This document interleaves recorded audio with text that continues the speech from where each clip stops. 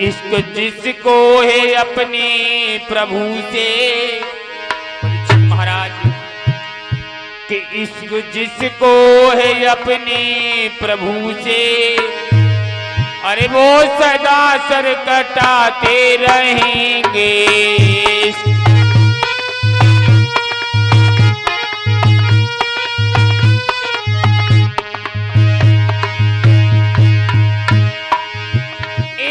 जिसको है अपने प्रभु से, वो सदा सर कटाते रहेंगे, रहेंगे वो सदा सर।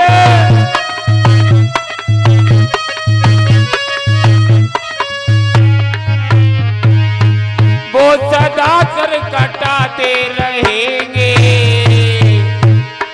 और परीक्षित महाराज सम्मा में फल में गलती रहेगी, सम्मा में फल में गलती रहेगी, तो पतंग भी आते रहेंगे।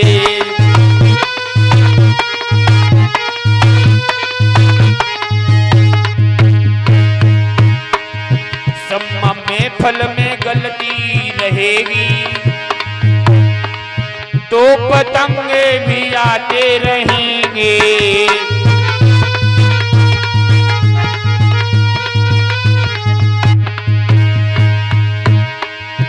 इश्क जिसको है अपने प्रभु से, इश्क जिसको है अपने प्रभु से, वो सदा सर कटाते रहेंगे।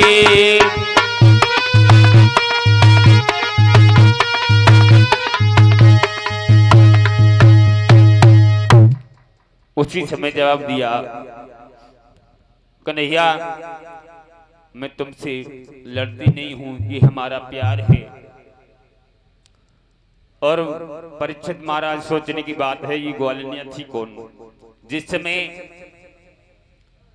मर्यादा पुरुषोत्तम श्री राम का जब विवाह हुआ था, तो सहेलियां कहती थी सीता की कि प्रभु मेरे साथ हाथ लात बिलास महाराज करो।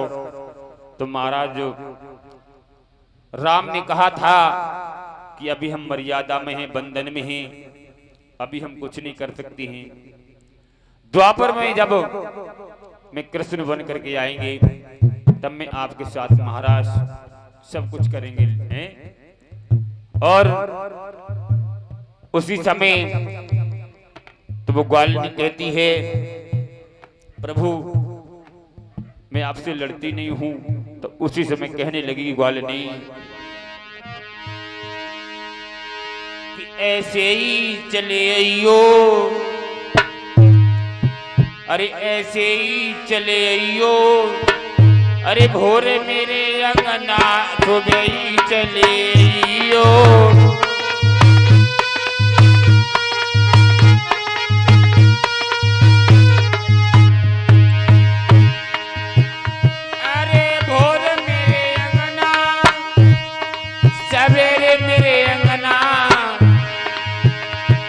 सवेरे चले आइयो, भोर मेरे अंगना सवेरे ला जाते हैं।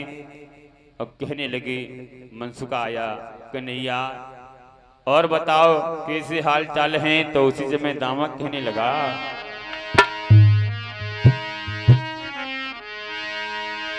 अरे कैसी गुजरी लाला कैसी गुजरी, अरे गुजरी से समरिया कैसी गुजरी।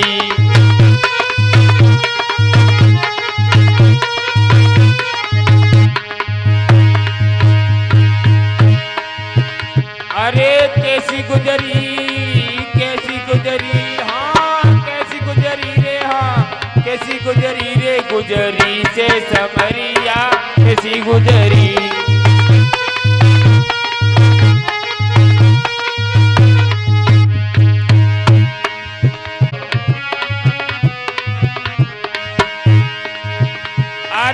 गलियन जाए कैसी गुजरी, हाँ गलियन जाए कैसी गुजरी, हो गुजरी से समरी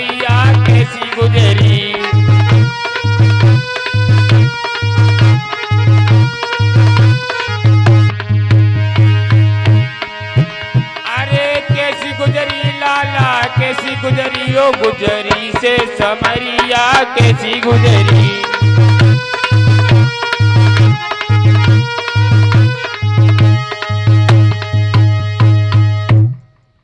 उसी समय ग्वाल कि मोए संगन राखे गो तो तू पछतावे गो।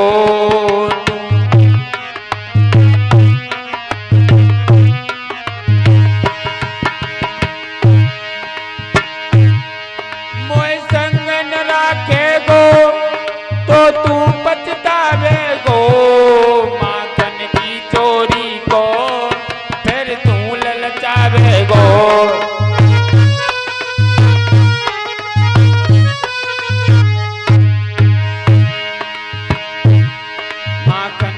चोरी को फिर तू ललचावे गो।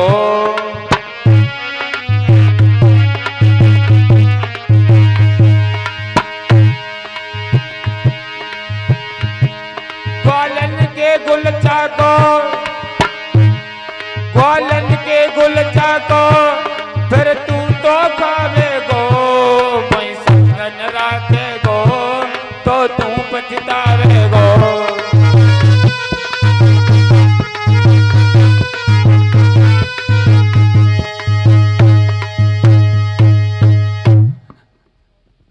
उसी समय दावा कहने लगा मुझे तू संग अगर नहीं रखेगा तो तू पछताएगा।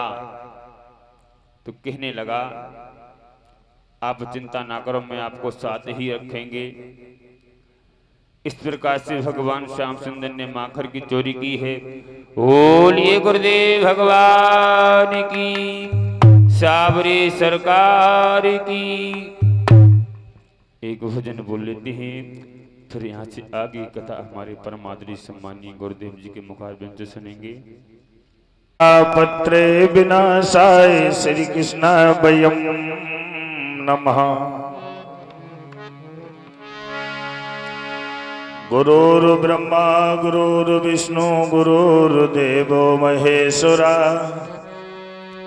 गुरुर् साक्षात् परब्रह्म तस्मै श्री गुरुवे नमः।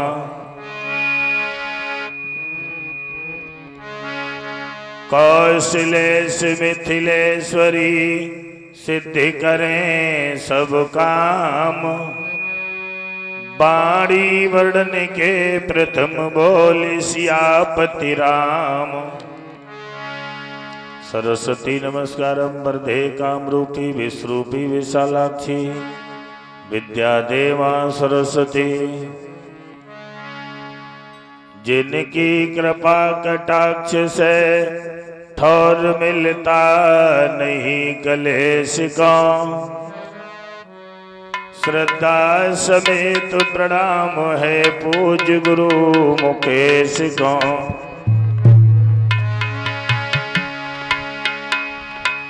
अंजन सुत बंदन करूं महावीर बजरंग। करी सहाय रघुवंश की तुम रहे हमेशा संग। रहे हमेशा संग राम की करी सहाई। सीता की सुदिलाए फेर गढ़लंक जराई।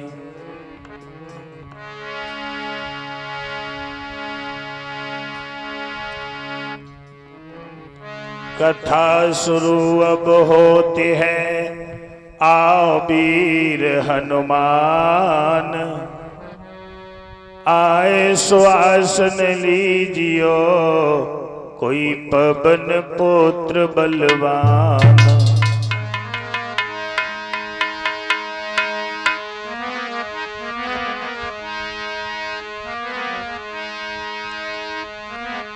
कि ईश्वर तेरे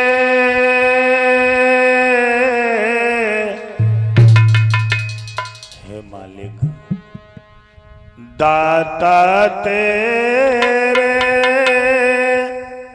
हाथ बड़े हैं।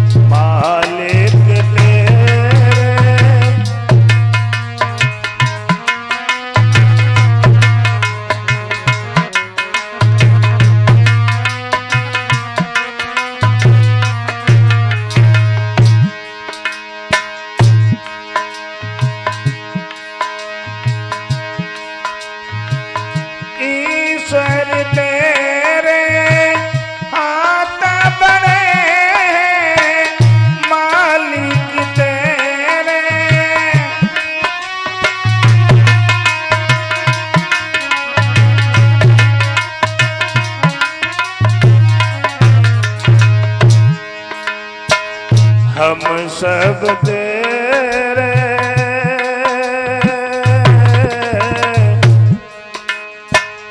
हम सब तेरे द्वार पड़े हैं, हम सब तेरे।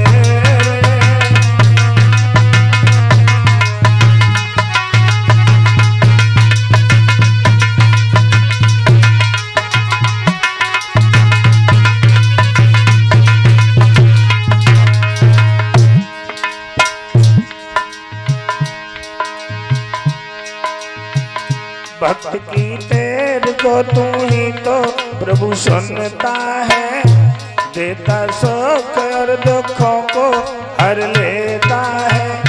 ना कोई मैं ना ठोर तू तो रहता है, नाम से एक जैसा ही भी तूने तारा है, नाम से।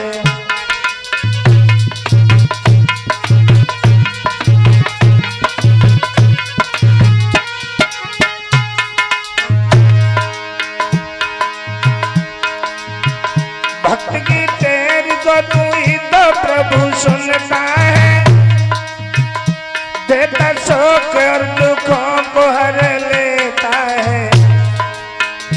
ना कोई महल है ना ठोर तू तो रहता है, नाम से एक जैसा ही भी तूने तारा है।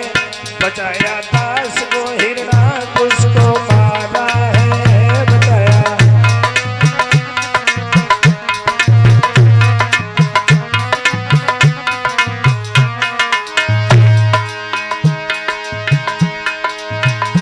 खींच कर ले गया वो दुष्ट द्रौपदी नारी, खींच कर ले गया वो।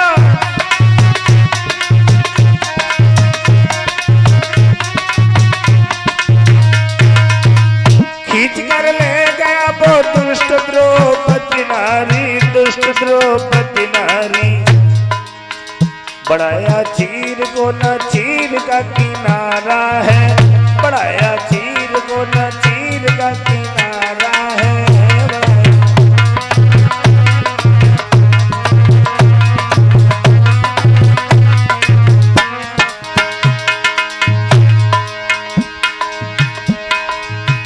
तू ही मंदिर में, तू ही मस्जिद में, तू ही अल्लाह है, तू ही ईश्वर है।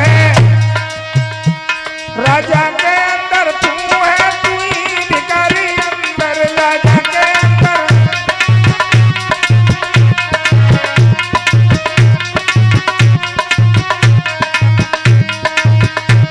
राजा के अंदर तू है, तू ही भिखारी अंदर।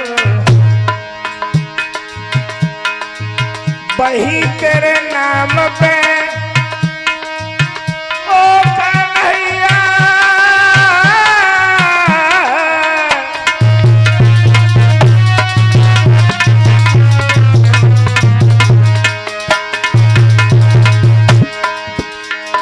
वही तेरे नाम पे प्रहलाद हुए थे दीवाने।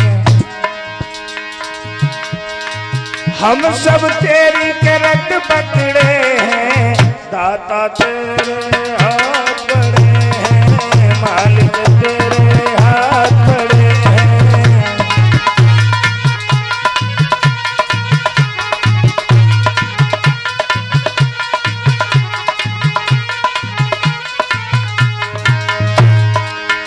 ईश्वर तेरे हाथ बड़े हैं, मालिक तेरे हाथ बड़े हैं। आदरणीय उपस्थित समस्त पुत्र श्री सुखदेव जी अभिमन्यु पुत्र महाराज परीक्षित को भगवान की अमृतमयी कथा सुना रहे थे। बताया श्री सुखदेव जी ने, कहे उत्तरानंदन परीक्षित, मैंने बताया था भागवत में बैठ करके किसी भी इंसान को अपने ऊपर घमंड नहीं होना चाहिए। वक्ता कर्म करने से इंसान की किस्मत बना करती है, और जिसने कर्म नहीं किया किस्मत कैसे बन जाएगी। कुछ लोग तो कर्म करते हैं, भजन भी करते हैं, लेकिन राम राम जपना और पराया माल, तो ये कर्म नहीं हुआ, ये तो मन की कामना है। मंदिर में, मस्जिद में, गुरुद्वारे में लोग जाते हैं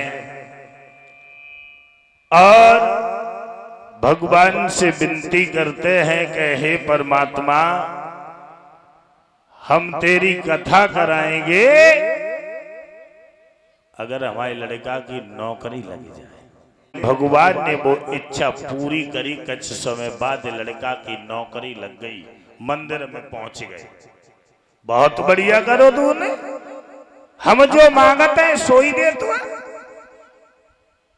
हमने लड़का की नौकरी मांगी और तूने लड़का की नौकरी जो मांगी ऐसी ने बासी और बढ़िया दे दी। तेरे 4 बोल जरूर करवाए जब कही है तो, लेकिन कथा तो करवाए, हमने कही है, तूने नौकरी दे दी और कथा जरूर करवाए। अब सोचते हैं कि लड़का की शादी हो जाती, घर में बहू आ जाती, तब कथा कराते तो बड़ा अच्छा लगता। कुछ समय बाद भगवान ने बहु इच्छा पूरी कर दी, लड़का की शादी कर दी। मंदिर में फिर पहुंच गए। बारे भगवान, तू तो मेरी बहुत सुनता है, जो मांगता है वही दे देता है। नौकरी मांगी, नौकरी मिल गई लड़का को। बहू मांगी, घर में बढ़िया बहू पढ़ी लिखी आई गई, बहू नौकरी करती है। और कथा तो करवे, हम भूले ना है, कही है तो हम भूले ना है, ज्यादा ना है तो 4 बोल जरूर करवाए। लेकिन करवाते तब कि नाती पैदा हो जातो, और जब परीक्षित बनते तो वो गुटुअन गुटुअन चले के आतो तो बड़ा अच्छा लगता। तब तक काल बलि ने गाल पे आकर के तमाचा दिया तो सारी कामना धरी की धरी रह गई। तो विचार करना नहीं चाहिए, काम कर देना चाहिए। एक व्यक्ति लिख रहा है, कवि लिख रहा है कि बिना विचारे जो करे सो पाछे पछताए, काम बिगाड़े अपनो जग में होत हंसाए। यानी कभी बिना विचार के भी काम नहीं करना चाहिए, पहले विचारना चाहिए, सोचना चाहिए, उसके बाद काम करना चाहिए। और एक कवि ये लिख रहा है कि ज्यादा विचारना भी नहीं चाहिए। जो ज्यादा सोचते हैं वो कुछ कर नहीं पाते हैं, सोचते ही रहते हैं। अगर हाथ टेढ़े, हाथ में पैसा है, अनाज है, इच्छा आ गई कि दान करना है तो टेढ़े हाथ से ही कर दो। और आपने ये सोचा लाओ सीधे हाथ से कर दे, तब तक विचार ही बदल गए तो फिर क्या करोगे? ऐसे ही एक जगह कथा हो रही थी तो एक बड़ी बूढ़ी अम्मा कथा सुनने गई और उनने 1 रुपया अपनी धोती के छोक में गांठी लगाए के बांध लो। कथा में जाए और चढ़ाए दिए, बांध के आई और पंडाल में बैठ गई, कथा सुनती रही, चढ़ाए दिए। अभी तो कथा कुल देर चले, चढ़ाए दिए। अब उन्हें धोती के छोक से रुपया जो निकालो और भाई मुट्ठी में पकड़ लो कस के। गर्मी को टाइम रहे, सोचने लगी चढ़ाए दिए, चढ़ाए दिए, चढ़ाए, थोड़ी देर और सुन ले, पैसा चढ़ाए, गत्ते लेके आए। कुल देर हो गई, कथा एंड पे आई तो उनने मुट्ठी खोल के जब देखो तो हाथ में पसीना बहुत आएगा। और जब पसीना आएगा तो बड़ी बूढ़ी अम्मा बोली कि तू रो तो काहे के रहे हैं? हम ना तो चढ़ाए हैं, बता तू, पता नहीं कब से रो रहा हो, सब हाथ भेजे दो तूने, हैं? हम नहीं चढ़ाएंगे। तो वे 1 रुपया जो हती वो लौटालना ही, अब उन्हें जय नहीं पता का पसीना आएगा वो रुपया रो तो है। विचार बदल गए। तो मन में जो आ जाए अच्छी बात है तो उसे कर देना चाहिए। और कर्म प्रदान हुआ करता है, कर्म करने से किस्मत बनती है। जरा गौर करते हैं कि जन्म के साथी माता पिता और कर्मों का साथी कोई नहीं। धर्म का साथी ईश्वर है, अधर्म का साथी कोई नहीं।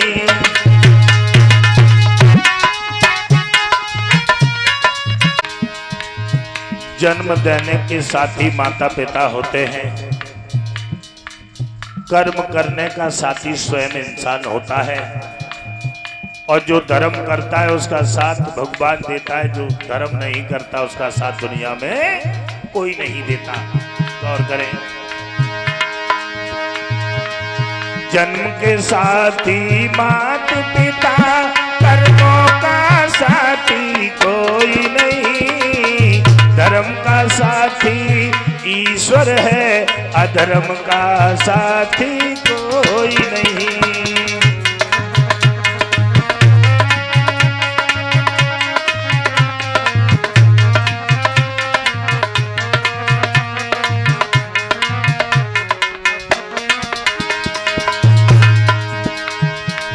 कर्म किया था रामचंद्र ने, घर घर पूजे जाते हैं।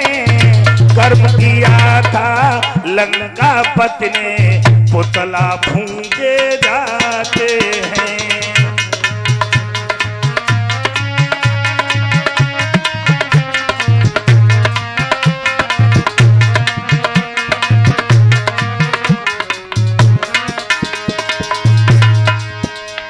लिखने वाले शब्द वही है, कर्म कर्म।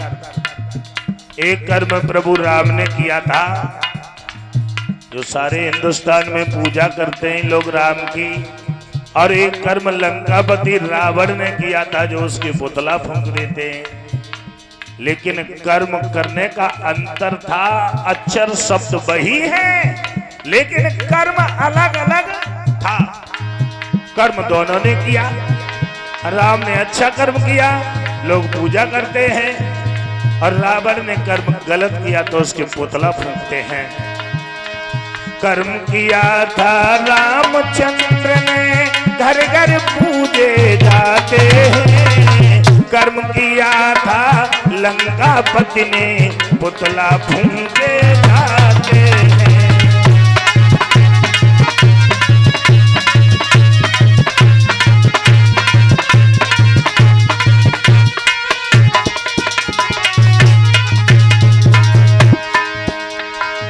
कर्मों से किस्मत बनती है, बिन कर्मों कुछ मिलता नहीं। धर्म का साथी ईश्वर है, अधर्म का साथी कोई नहीं।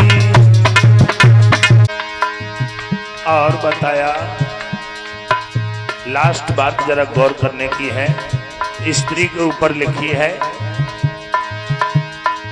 कांधे कांधे आई नारी, कांधे कांधे जाएगी। तन मन धन दे देगी सब पर, कंधा नहीं दे पाएगी।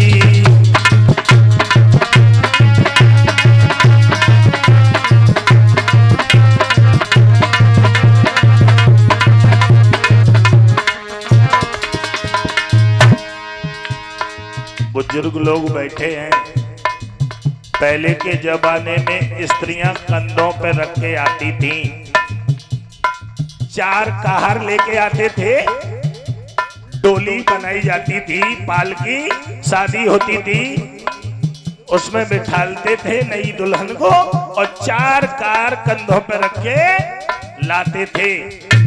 अब तो बड़े बड़े हेलीकॉप्टरों में, गाड़ियों में विदा हो रही है, क्योंकि जमाना बदल गया। और वही स्त्री मरने के बाद अपने पति के कंधे पे रख के चली जाती है, और वही स्त्री अपने मरे हुए पति के साथ में जिंदा जल सकती है, सती हो सकती है, लेकिन मरे हुए पति को अपने कंधों पर रख के मरघट में ले जाके जला नहीं सकती, ऐसा एक विधि का विधान है। कांधे कांधे आई नारी, कांधे कांधे जाएगी, तन मन धन दे देगी, सब पर कंधा नहीं दे पाएगी।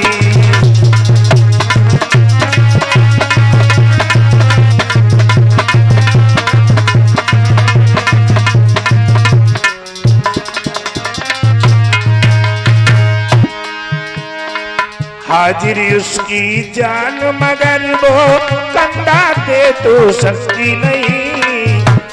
धर्म का साथी ईश्वर है, अधर्म का साथी कोई नहीं।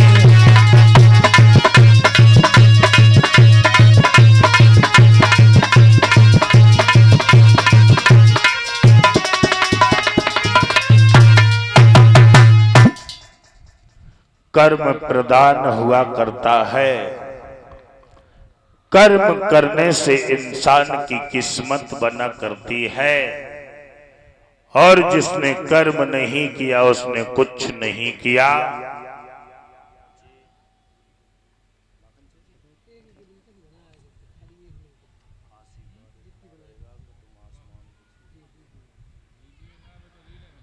अभी आप कथा के बारे में श्रवण कर रहे थे। भगवान जब कुछ बड़े हुए हैं तो उनके साथ में सखा लग गए थे, और सबसे पहले उनका माखन चोरी का काम हुआ था। पहले उन्होंने ग्वाल बालों के साथ में शीला के घर में चोरी की, उसके बाद में मां यशोदा के आंगन में चोरी की, और यशोदा के आंगन में जब चोरी करने के लिए गए थे तो कुछ लड़कियां दूध माखन लेकर के जा रही थीं। ग्वाल वालों ने उनकी मटकियों को फोड़ दिया था। लड़कियों ने जवाब दिया, श्याम मां यशोदा से जरूर कहेंगे जाकर के। तो श्याम ने अपने घर में चोरी करी थी तो मां यशोदा ने उन्हें पकड़ के बांध दिया था।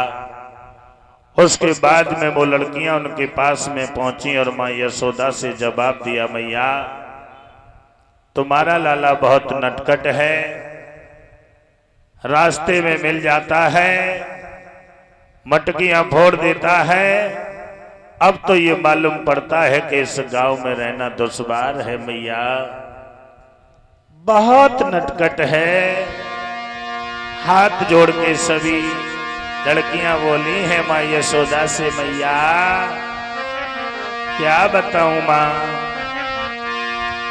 कि मैया तेरो सामरिया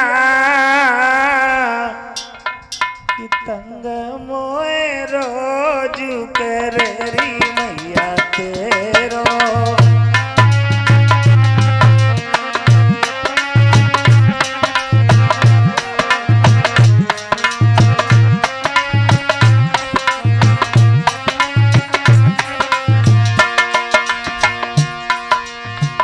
यशोदा मैया अब तो ये मालूम पड़ता है कि ये गांव हम छोड़ के चले जाएं, रास्ते में मिल जाता है, बहुत हैरान करता है मैया। मैया तेरो सामरिया के तंग मोए रोज करेरी मैया तेरो।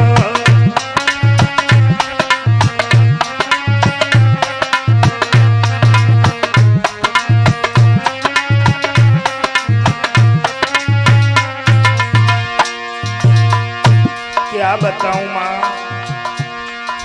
रोज सवेरे मिले डगर में मोई करे हैरान।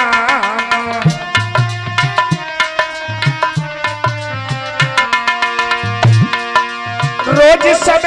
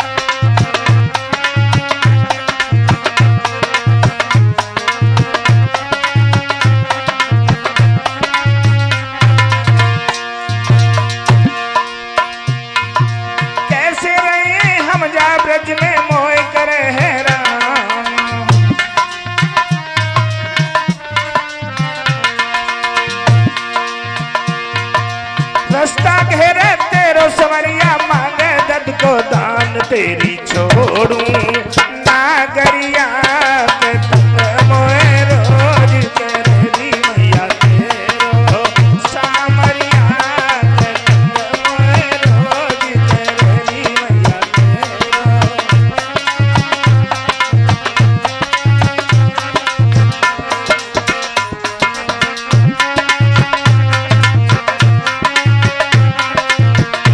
मैया तेरो सामरिया के तंग मोए रोज कररी मैया तेरो सामरिया के तंग मोए रोज करे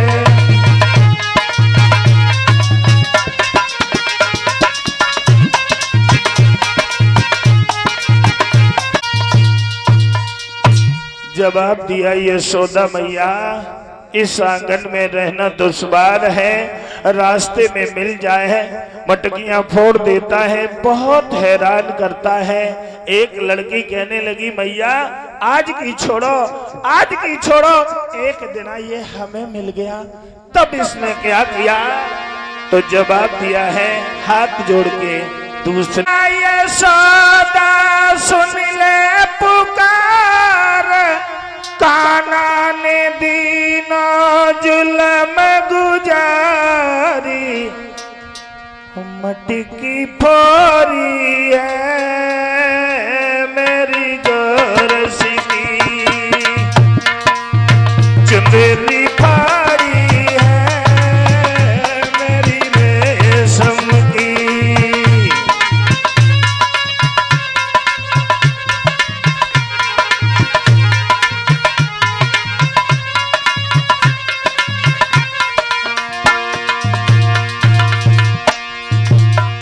यशोदा मैया, मैया यशोदा सुन ले पुकार, कान्हा ने दीना जुल्म गुजारी, मट्टी की फोरी है मेरी गोरस की, चुंदरी फाड़ी है मेरी रेशम की। ग्वाल बालों को संग में ये लाता, मेरा माखन ये सबको लौटाता,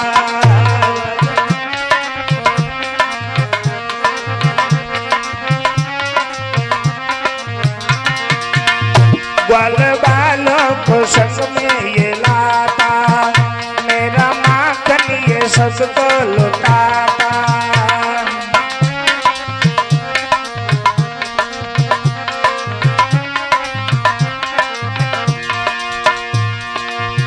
लेके मुरली हमें धमकाता, नाच गाना हमें भी नचाता,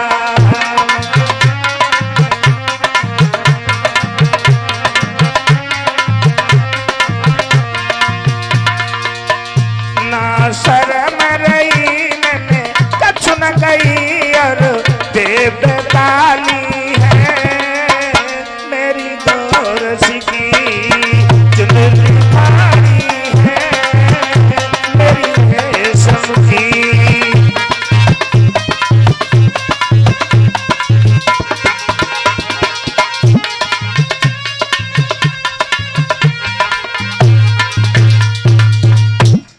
यशोदा मैया रास्ते में मिल जाता है, मटकियां फोड़ देता है, क्या बताएं कहां तक कहें। तीसरी कान लगी मैया छोड़ो जाओ की बात छोड़ो, एक दिन आज हमें यमुना पे मिली गौ, यमुना पे, तब जाने मालूम कहा करो जाने। सुनो मैया जवाब दो हैवाने, आरे मैया री मैया मेरी पकड़ी कलैया, अमोले गो संग बुलाई, ग्वालन के बीच में घिर गई, मात मेरी बात बिगड़ गई।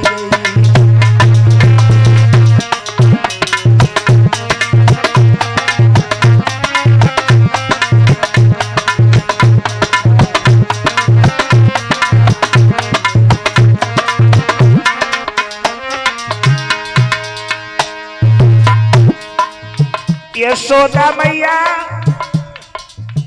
एक दिन आज यमुना पे मिल गओ हमें, तब जाने कहा करो मैया। अरे मैया री मैया मेरी पकड़ कलैया, मोइले गो संग बुलाई, ग्वालन के बीच में घिर गई, यमुना में खारी उठी गई, ग्वालन के बीच में घिर गई, यमुना में खारी उठी गई।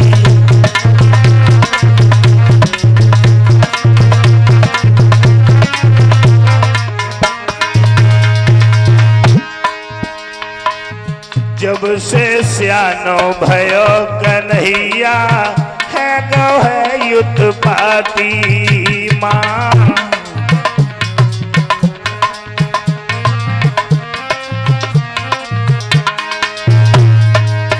रोए धोए मुरलीधर से पेशन मेरी जाती, रोए धोए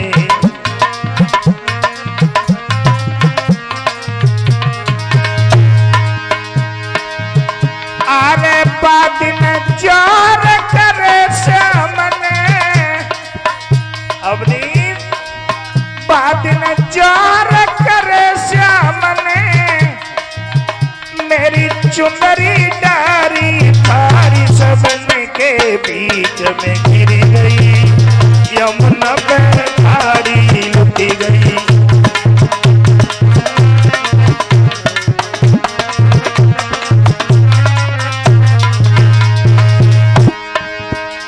यमुना पे मच गई हलचलिया, तो नए मानो तेरो छलवलिया, मेरी बात बिगड़ी गई, यमुना पे थारी लुटी गई।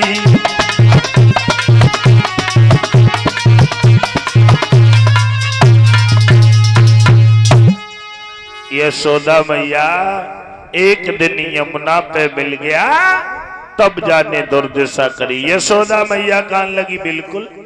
आज देखो ना मुंह बंदो डर हुआ और हमने जाए बांधा हुआ है। जब ये शब्द कहे तो देखा भगवान एक उखल से बंधे हुए थे। लड़कियां चली और कन्हैया के पास पहुंची। गालन में दे गुलचा गजड़ दे और जगई कहो कैसे बंधे डरे हो। अब की बार आई हो तब तुम्हें मालूम पड़ेगी है। अब की बार आई हो तो कहा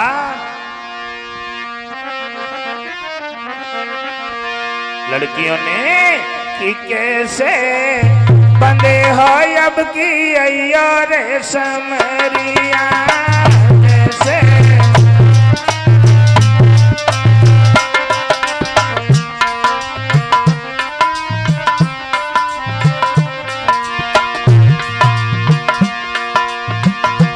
लेके ग्वालन को संग कर निसबिन तंग अब देखूंगी कैसे बने हो अब की अयो रे समरिया।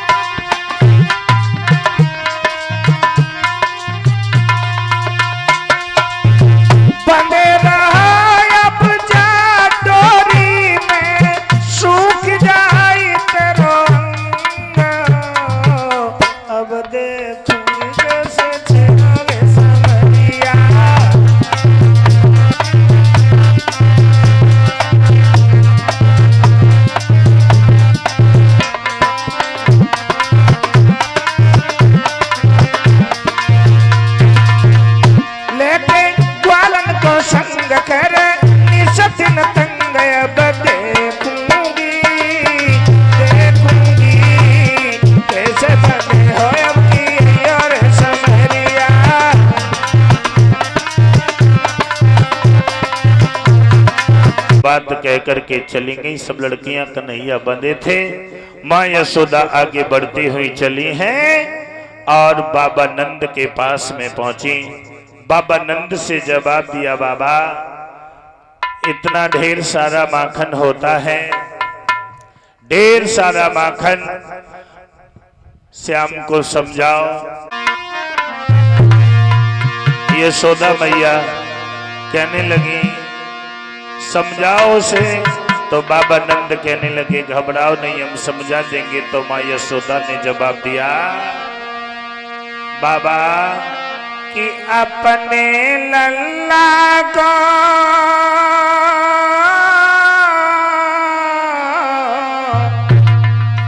अपने लल्ला को समझाए ले ओ काना के पापा, मैया को समझाए हरी।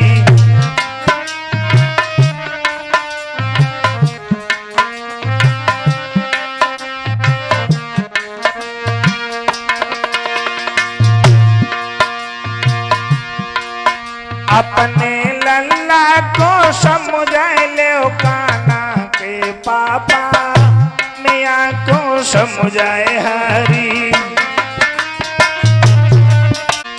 मेरी बतियां नहीं माने ओ काना के पापा, मैया को समझाए हरी।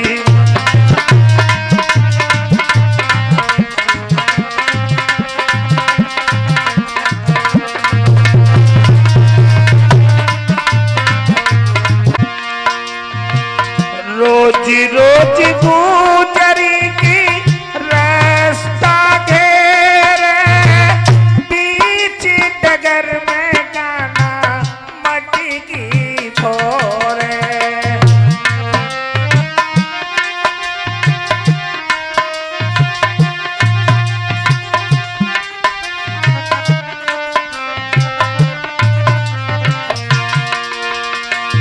रोज रोज गुजरी की रास्ता घेरे, बीच डगर में काना मटी की फोरे।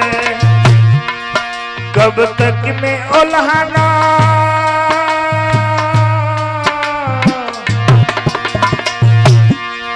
कब तक में उल्हानो सहू रोज काना के पापा, मैया को समझाए हरी।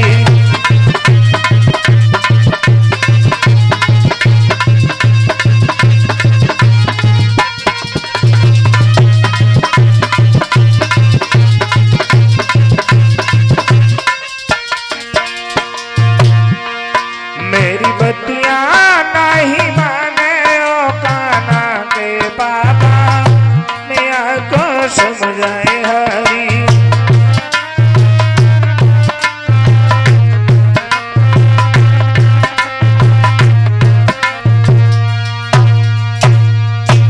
जवाब दिया समझाओ।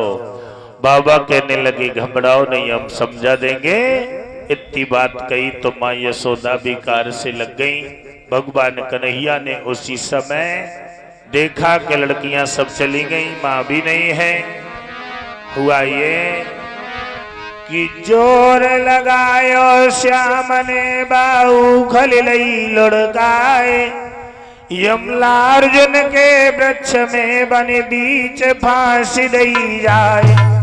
भगवान कन्हैया ने ताकत लगाई और उखल को लुढ़का दिया। कन्हैया के दरवाजे पर दो वृक्ष खड़े थे, जुड़वा यमला अर्जुन के। उनके बीच से जब निकले तो उखल बीच में फंस गई थी। दोबारा से ताकत लगाई तो यमला अर्जुन के वृक्ष दोनों धड़ामथानी जमीन पे गिरे। दोनों वृक्ष जब जमीन पे गिरे तो दोनों वृक्षों से दो पुरुष प्रकट हुए थे, नल कुबड़ और मणिग्रीव। पहले तो भगवान को देख के हंसे और फिर रोने लगे।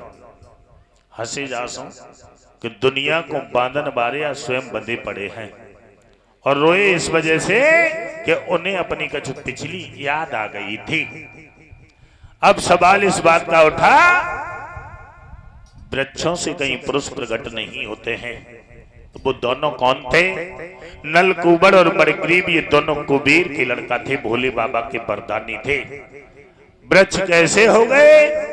एक बार नलकूबर और मणिग्रीव दोनों शराब के नशा में चले, मदिरा पान किया। मदिरा कहते हैं शराब को।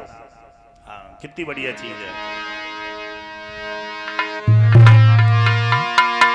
शराब के नशा में चले और अपनी अपनी पत्नी के पास में पहुंचे और जवाब दिया अपनी अपनी पत्नी से, आरे वस्त्र उतारो ओ प्यारी, अज नंगे हुई के नहावे।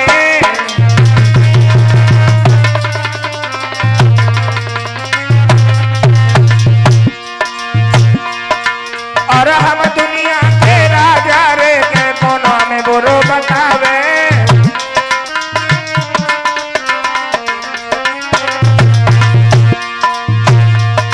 महाराज नारी से कान लगे समझाई, अपने यहाँ तन से नारी के पीने वस्त्र उतारी।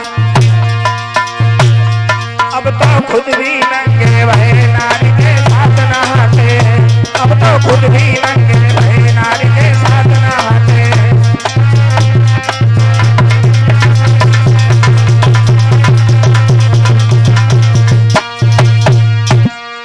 स्त्रियों से जवाब दिया, शराब की नशा में वस्त्र उतारो, नगिन होके स्नान करेंगे।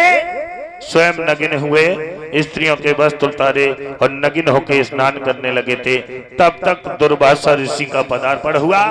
तो दुर्वासा को देख करके दोनों स्त्रियों ने वस्त्र पहन लिए। नलकूबर और मणिग्रीव ये नगिन अवस्था में वृक्ष के समान खड़े हो गए। तब दुर्वासा ने जवाब दिया कि तुम्हें शर्म नहीं आती? वृक्ष के समान खड़े हो तो मेरा श्राप है कि तुम वृक्ष ही हो जाओ। तो बेई दोनों थे, दोनों का भगवान ने उद्धार किया। मां यशोदा ने आंगन में लाला को जब नहीं देखा, दरवाजे पर आई तो दोनों वृक्षों के बीच में खेल रहे थे। भाग करके लाला को गोद में उठा लिया और बाबा नंद से जवाब दिया, बाबा इतने बड़े बड़े वृक्ष जमीन पे गिरे, अगर एक गुदैया लड़का के ऊपर गिर जाती तो हड्डी को सुरमा बन जातो। पता नहीं कौन सा देवता रक्षा करता है। हमें ये मालूम पड़ता है ये गांव अनिष्ट है, ये गांव अनिष्ट है। पता नहीं लाला की कौन सा देवता रक्षा करता है।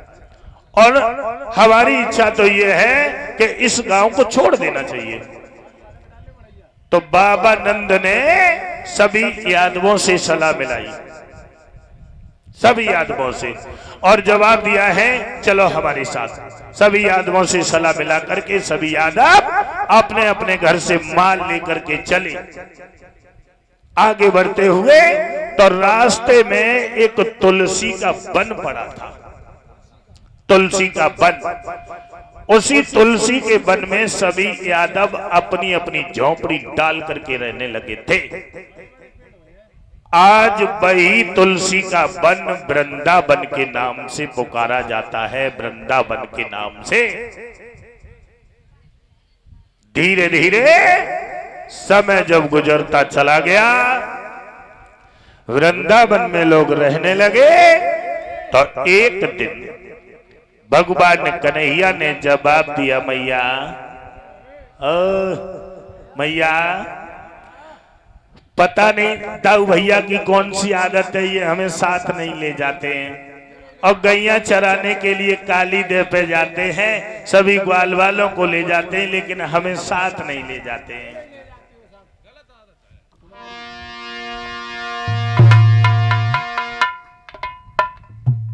एक के मारे तो बहुत दुखी है हम, तो दूसरों तुम बहुत दद्दे हो जी। ठीक ठीक यही दद्दे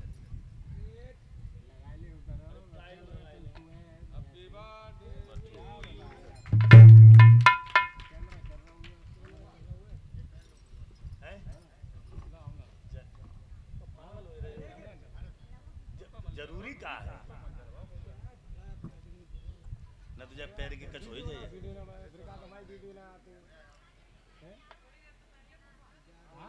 पेन तो लिए एक बार हमने ऐसे ही रखो, हमें 25 साल हो गई भटकत भटकत।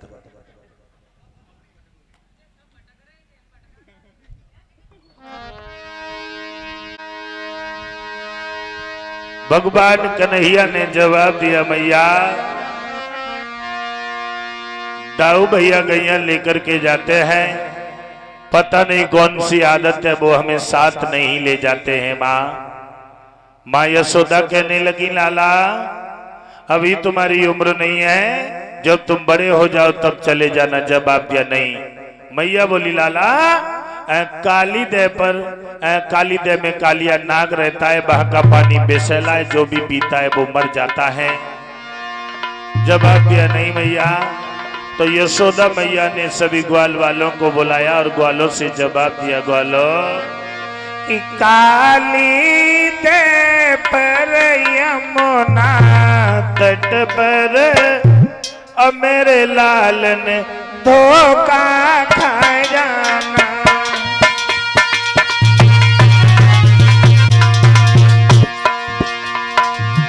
काली दे पर यमुना तट पर मेरे लाल ने धोखा खा जाना। संध्या होने से पहले ही मेरे लाला वापस आ जाना।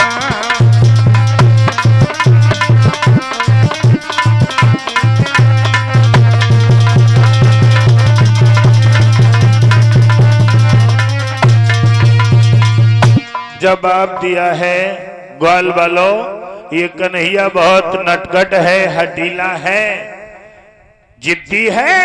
काली दे पर यमुना तट पर भूल के मत जाना, शाम होने से पहले लौट के वापस घर आना है, क्योंकि काली दे में कालिया नाग रहता है जो कद्रू का पुत्र है, पानी बिसेला है, जो भी पीता है वो मर जाता है। इस प्रकार से समझाया और समझाने के बाद भगवान कन्हैया को ग्वाल वालों के साथ में छोड़ दिया। भगवान कन्हैया ग्वाल वालों के साथ में गैया बछड़ा लेकर के सभी ग्वालों को लेकर के आगे बढ़ते हुए काली दे के किनारे पहुंचे। अब काली दे के किनारे जब पहुंचे तो सभी गैया बछड़ा चरने के लिए छोड़ दिए थे, ग्वाल बाल बैठे हुए थे। तो दोपहर का जब टाइम हुआ तो भगवान कन्हैया को थोड़ी थोड़ी कुछ भूख लगी, भूख। तो कन्हैया ने मनसुका से जवाब दो, मनसुका मनसुका आज तू गैया चरान के लिए आओ है, तेरी मैया ने का बांधो, तू का लेके आओ, का बनाओ है? हाँ मेरी मैया ने बनाई आज छाछ लेके आए हैं। अच्छा हाँ माखन न लाओ, माखन न बनाओ। माखन तो न लेके आए, छाछ लेके आए, छाछ। अच्छा अच्छा, और तू बता तेरी मैया ने कहा बनाओ, तू का लेके आओ, गैया चराना हो है? ले रे जगह तू मोए का मालूम? अरे तू तेरे घरे बनी, तू दूसरे पे उतार तू। जल्दी बता का लेके आओ, गैया चरान के लिए आओ है? बता तक ना जाकर तो तू बता। मेरा बहरो है भाई, तो बता खाए के तू आओ, तेरे पेट की बात मालूम है का? अच्छा तू बता का लेके आओ, तेरी मैया ने कहा बनाओ, तुम सब कुछ न कुछ लेके आए हो, गैया चराना आए हो, बता।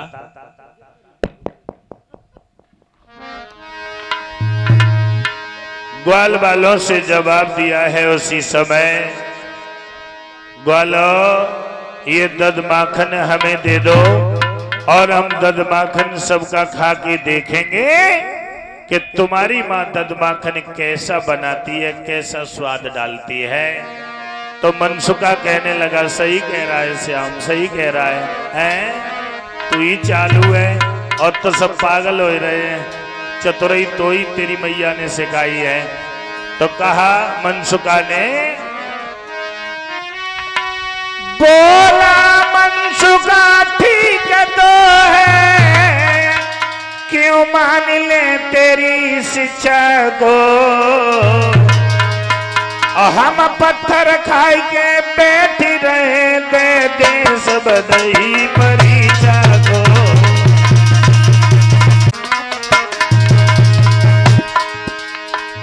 मनसुका कान लगो सही का तो है, हम ईंट पत्थर खाएं, दद माखन परीक्षा के लिए दे दे, जो कौन सी रीति है। हम पत्थर खाई के बैठ रहे, दे दे सब दही परीक्षा को।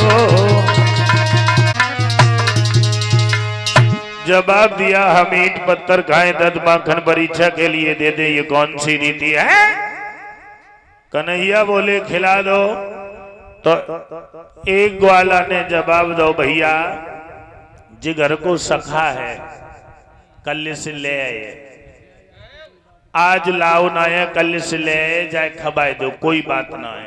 अरे जो कल्ली लेके ना आओ, ऐसे ही रोज रोज बाजे आ तो ले आए कल से कहा है, भूख लगी खबाए दो भाई। अब रो तो कैसे जलगते अम्मा मरेगी होई, लेके आइए ना कल देख लिए फिर। खवाना का आपत्ति है तो कल से ले आए अपन, कल्ली खवाई मतलब फैक्ट्री चल रही है।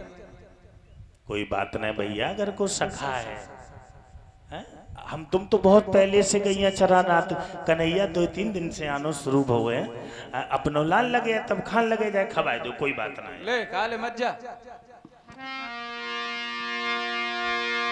सभी ग्वाल वालों ने दद माखन निकाल के दिया कन्हैया के हाथ में। तो कन्हैया कहने लगे ऐसे नहीं खाएंगे। कैसे खाओगे फिर। कन्हैया बोले तुम सब ग्वाला चारों तरफ गोला लगाओ, हम बीच में बैठ के खाएंगे, बीच में। तो सभी ग्वाल वाल जो थे चारों तरफ गोला लगाए के बैठ गए, और कन्हैया बीच में बैठ करके दद माखन खाने लगे थे। दद माखन जब बीच में बैठ के खाने लगे, हुआ ये आकाश मार्ग से देवता देख रहे थे। तो देवताओं ने ब्रह्मा जी से जवाब दिया, ब्रह्मा जी ये कैसा भगवान है, कैसा भगवान है। अरे अहीरों की दशा देखो, दशा 7 दिन तक स्नान नहीं करते हैं, और इनका झूठा खाने के लिए भगवान तरस रहा है क्या। दशा देखो इनके छुए हाथ के चना राय चबे जाए। तो देवता ब्रह्मा जी से बोले कि जो अहीर 7 दिन तक और बिल्कुल ही नहाते हैं, और काइन का झूठा खाने को सच्चिदानंद तरसाते हैं।